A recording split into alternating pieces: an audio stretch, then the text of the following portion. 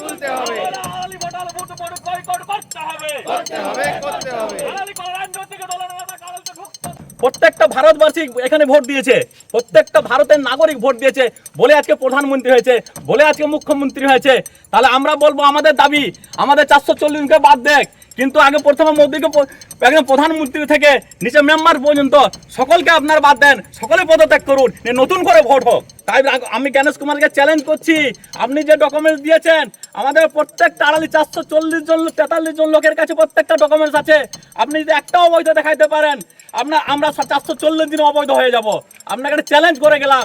আপনি বললে বিশ্বাস করবেন না, আমার পাশের গ্রাম কানমুড়াতে 103 বছরের একটা মহিলা, সে এসআইআর এর মাধ্যমে ভোটার তালিকা থেকে বাদ গেছে। সে দীর্ঘ 83 বছর ভারতবর্ষের প্রত্যেকটা নির্বাচিত প্রতিনিধিকে ভোট দিয়ে গেছেন। আমরা আড়ালি গ্রামে কোনো রাজনৈতিক মিটিং মিছিল করতে দেব না এবং কোনো রাজনৈতিক প্রার্থীকে আমরা আমাদের গ্রামে ঢুকতে প্রচার অভিযানে আসতে দেব না। এবং আমাদের যদি সুরাহা না হয়, আমরা এই 440 জন ভোটার যদি ভোট দিতে না পারি, আমরা সমস্ত গ্রামবাসীকে সঙ্গে নিয়ে আমরা ভোট বয়কটের পথে নামব। এবং ভোট পথে নামবো নয়, আমরা সরাসরি ভোট বয়কট করবই। অবিলম্বে ভোটার লিস্টে তুলতে হবে করতে হবে। রাজনৈতিক দলের নেতা কারোকে ঢুকতে দেওয়া যাবে না রাজনৈতিক দলের নেতাকে ঢুকতে দেওয়া যাবে না। যদি ঢুকতে যায় তার জন্য আমরা আন্দোলন করবো, ঢুকতে যায় তাহলে আমরা আন্দোলন করবো।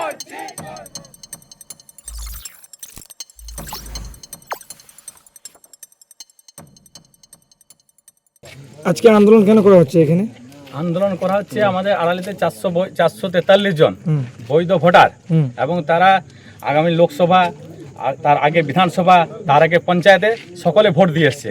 তারপরে এখন বলছে তোমরা ভারতবর্ষের নাগরিক না, সেটা তোমরা প্রমাণ করো। তাহলে এক কাজ করুক, মোদী গণেশ কুমারকে বলছি, মোদীকে প্রথমে পদত্যাগ করতে বলুন, তারপরে মমতা ব্যানার্জিকে পদত্যাগ করতে বলুন, তারপরে যত এমপি এমএলএ আছে সবাইকে পদত্যাগ করতে বলুন, আপনার যত সভাধিপতি আছে পদত্যাগ করতে বলুন, আপনার যত জেলা পরিষদ সদস্য আছে পদত্যাগ করতে বলুন, আপনার যত পঞ্চায়েতের মেম্বার আছে সবাইকে পদত্যাগ করতে বলুন, আপনার যত প্রধান আছে সবাইকে পদত্যাগ করতে বলুন।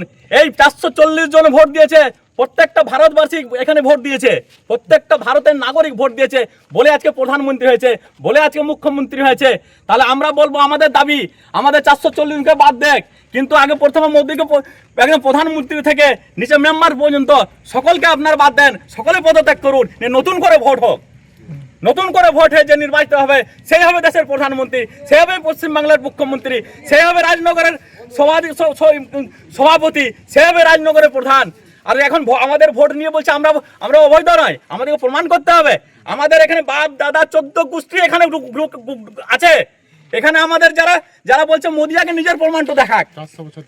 আমরা এখানে আড়ালি একটা ঐতিহ্যপূর্ণ গ্রাম, যে গ্রাম আপনারা গোটা বীরভূম ডিস্ট্রিক্টের নাম আছে, সেই গ্রাম থেকে বলছে 400 সংখ্যালঘুকে বিশেষ করে বাদ দেওয়া হয়েছে। সংখ্যালঘুকে বাইরে থেকে ধুয়ে চলে এসছে। আপনারা ইতিহাস খুলে দেখবেন, এই ভারতবর্ষকে স্বাধীন করেছিল এই সংখ্যালঘুরাই। এই ভারতবর্ষের ইতিহাসের পাতায় খুলে দেখবেন, চেপে রাখার ইতিহাস পড়বেন, ইতিহাস পড়বেন, এই ভারতবর্ষকে স্বাধীন করেছিল সংখ্যালঘু। তাই আবার গণেশ কুমার আমাদেরকে নতুন করে বলছে ভারতবর্ষে আমরা নাগরিক কিনা, আমরা নাগরিক হতে পারবো কিনা। তাই আমি গণেশ কুমারকে চ্যালেঞ্জ করছি, আপনি যে ডকুমেন্টস দিয়েছেন আমাদের প্রত্যেকটা 440 জন 43 জন লোকের কাছে প্রত্যেকটা ডকুমেন্টস আছে, আপনি যদি একটাও অবৈধ দেখাইতে পারেন আমরা 440 দিন অবৈধ হয়ে যাব। আপনাকে চ্যালেঞ্জ করে গেলাম, এই বলে আমি আরো বক্তব্য শেষ করছি। আপনার নাম? আমার নাম শেখ মানিক। এত নাম বাদ যাওয়ার কারণ? আমরা সর্বপ্রথম এটা কোনো ব্যাপারই নয়, এটা একটা কোনো রাজনৈতিক দলের ফায়দা লোটার জায়গা। এটা একটা মানে মিস্টার গণেশ কুমার এবং তার সহযোগী বিজেপির নেতৃত্বে কাছে মাথা নত করে বিক্রি হয়ে তিনি চাইছিলেন আর কি যে সমস্ত একটা সম্প্রদায়ের মানুষকে বাদ দেওয়া। সেটা 443 জনই আমরা টোটালেই একটা সংখ্যালঘু মুসলিম সম্প্রদায়ের মানুষ। এটা একটা নির্বাচন, কোনো একটা রাজনৈতিক অঙ্গুলি হেলনে এসব কাজ করছেন। তিনি একটা মানে মাতোয়ারা হয়ে আছেন মুসলিম সম্প্রদায়েরকে মানুষকে বাদ দেওয়ার জন্য। কিন্তু মিস্টার জ্ঞানেশ কুমারকে আমরা আপনাদের মাধ্যমে একটা বার্তা দিতে চাই যে ওপরওয়ালা তিনি হয়তো কোনো রাজনৈতিক দলের মাধ্যমে আজকে লাফাচ্ছেন, এই লাফানিটা ওপরে কিন্তু একজন কেউ নীরবে দেখছেন। সেই ওপরওয়ালার লাঠির মাঠটা হয়তো মানুষ দেখতে পাবে না, কিন্তু মিস্টার জ্ঞানেশ কুমার এবং তার সহযোগী দল অবশ্যই একদিন ভুগতান পাবে, আমি এটা গ্যারেন্টি। এবং তার এই ফলাফল আমরা চোখের সামনেই দেখতে পাবো, এটা আমরা জানি। আজকে এত মানুষ যেভাবে অত্যাচারিত এবং ঘর থেকে থাকার জায়গা পাচ্ছে না, আপনি বললে বিশ্বাস করবেন না, আমার পাশের গ্রাম কানমুড়াতে 103 বছরের একটা মহিলা, সে এসআইআর মাধ্যমে ভোটার তালিকা থেকে বাদ গেছে। সে দীর্ঘ 83 বছর ভারতবর্ষের প্রত্যেকটা নির্বাচিত প্রতিনিধিকে ভোট দিয়ে গেছেন, আজকে তার নাম ভোটার তালিকায় নেই। এটা কি ভাবা যেতে পারে? এর উত্তর কি মিস্টার জ্ঞানেশ কুমারের কাছে আছে? আর এই কৈফিয়ত আপনারা যেভাবে আমাদের কাছে ছুটে এসেছেন, আপনারা কি ওই মহিলার জন্য বা আমাদের জন্য এই ভণ্ড নির্বাচন কমিশনার এবং যে রাজনৈতিক দলের অঙ্গুলি হেলনে তিনি এইসব করছেন, তার কাছে আপনারা একবার প্রশ্নটা রাখবেন না আমাদের হয়ে? যাদের নাম বাদ গিয়েছে তারা এখানে কতদিন ধরে বসবাস করছে? জন্ম থেকেই। কত বছর, কতদিন হয়েছে মোটামুটি? ও গ্রাম যতদিন আছে ততদিন থেকে আছে। হ্যাঁ, ওই মহিলা জন্ম থেকে 103 বছরই এখানে বাস 3 করছে। বছরের কানমোড়া মহিলা, আমরা তার আগে থেকে আসছি। হ্যাঁ, আমাদের গ্রামে যেমন মির্জা তোবারক হোসেন, তার নাম বাদ গেছে। টিচার একজন। তিনি একজন এক্স টিচার এবং তার ছেলে বিএলওতে কাজ করলেন।